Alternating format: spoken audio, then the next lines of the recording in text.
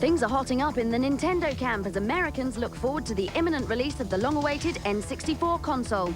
However, European gamers were disappointed to hear that the machine wouldn't be hitting their stores until 7 months later, missing the lucrative festive period.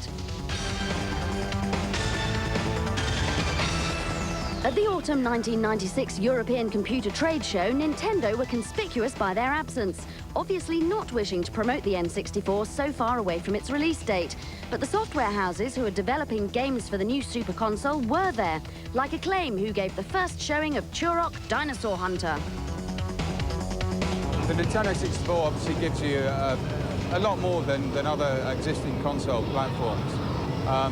And most of all, it seems to be like graphically, it's just enormous. The 3D effects that you can be thrown into a 3D environment, which, when you look at the sort of existing competition, it no longer exists as competition, because it's the 3D that you get in Turok is a real world. Turok was certainly pulling in the crowds, all eager to try a game that some were saying made Quake look like history.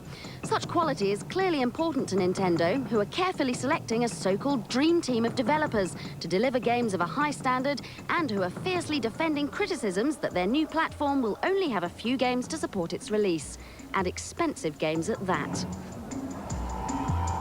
We're not going to win the battle of having the most games. We'll concede that to our competitors.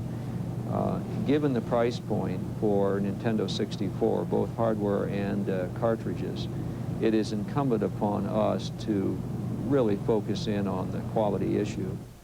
But all is not perfect in the land of Nintendo gaming. Mindscape were working on an N64 version of Top Gun, but claimed it had to drop the project due to lack of support from Nintendo and the ever-changing release dates. Others are not so easily put off. GT Interactive already has 8 titles for the N64 on its release schedule, including a version of Doom.